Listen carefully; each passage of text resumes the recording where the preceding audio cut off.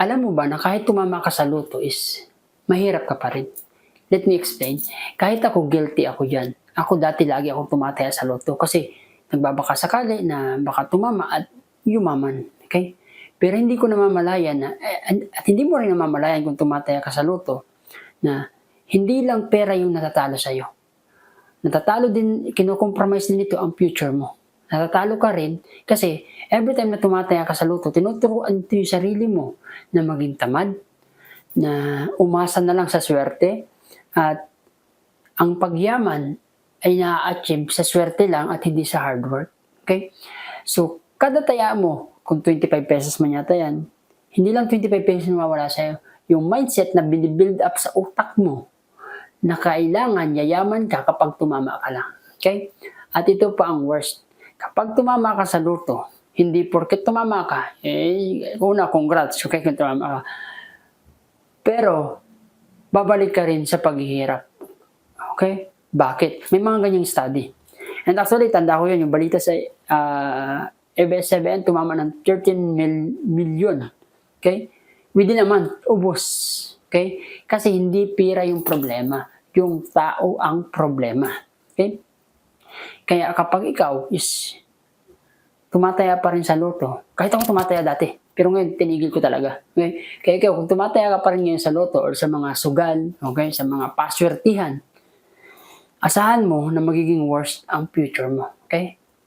Alam nyo ba na mas mataas pang tamaan ng kidlat kaysa tumama ka sa loto? At kapag tumama ka pa sa loto, grabe yung mentality na maidudulot nito sa iyo, okay? Halimbawa, tumama ka sa loto, sabihin natin 100 million.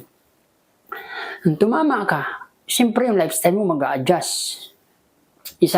Sanay ka nun ng ulam mo lang, mga dilata, sardinas, toyo, gulay. Ay tumama ka, siyempre, nasa 5-star hotel ka na, nasa Shangri-La Mall ka na, hotel. Tapos kung saan-saan ka mga luxuries na. Ngayon, nasanay yung sarili mo. Wala ka namang, hindi mo naman alam kung paano padamihin yung pera. Naubos ngayon. Naubos yung pera mo. Hindi ka na sanay ngayon sa toyo, hindi ka na sanay sa gulay. Anong mangyayari ngayon? Tendency, mag-suicide ka pa nun. Kasi hindi ka na sanay din sa lifestyle na yun. Kasi naubos na yung pinaghirapan mo, yung swerte na tinamaan mo sa loto. Okay?